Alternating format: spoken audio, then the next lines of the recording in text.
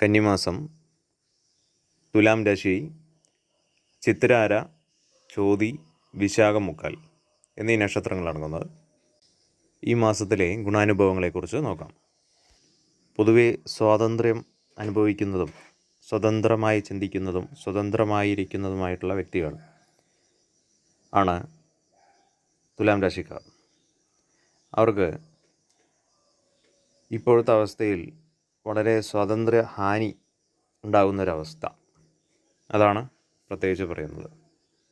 വളരെ അധ്വാനിച്ച് നേടേണ്ടതായിട്ടുള്ള കാര്യങ്ങൾ, അത്യാവശ്യം രോഗപീഠകൾ, ദുഃഖം ഉളവാക്കുന്നതായ പലതരം അനുഭവങ്ങൾ, മനസ്സിന് ദുഃഖം ഉണ്ടാകുന്നതായിട്ടുള്ള അനുഭവങ്ങൾ.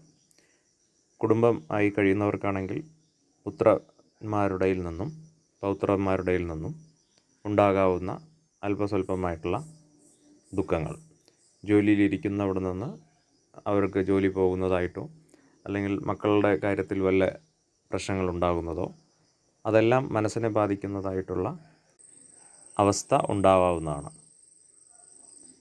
അതുപോലെ വളരെ ധനം സിദ്ധിക്കുന്നതുമായിട്ടുള്ള സമയമാണ്.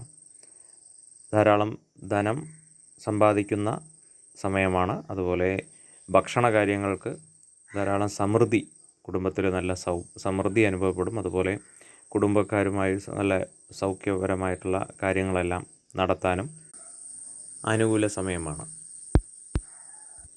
അതുപോലെ വിവാഹ സമയമാണെങ്കിൽ വിവാഹം നടക്കുകയും അതുപോലെ വസ്ത്ര സൗഖ്യങ്ങളെല്ലാം നല്ല ആദരണീയമായിട്ടുള്ള സ്ഥലങ്ങളിൽ നിന്നും ഉണ്ടാകാവുന്ന ആദരവുകൾ, അതുപോലെ ശയനം, നല്ല ഗൃഹം ലഭിക്കാനുള്ളതോ അല്ലെങ്കിൽ ഗൃഹം പണിയാനുള്ളതോ അല്ലെങ്കിൽ പണിഞ്ഞു കഴിയാനായതോ അങ്ങനെയുള്ള അവസ്ഥകളെല്ലാം ഇപ്പോഴുണ്ടാകാവുന്നതാണ്.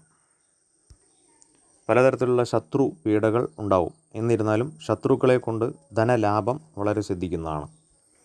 എല്ലാ കേസ് വഴക്കുകൾ എന്നുള്ള കാര്യങ്ങളിൽ, മറ്റുള്ള പ്രശ്നങ്ങൾ, സമൂഹപരമായിട്ടുള്ള കാര്യങ്ങളിലെല്ലാം വിജയം സിദ്ധിക്കുന്നതായിട്ടുള്ള ഒരു സമയമാണ്.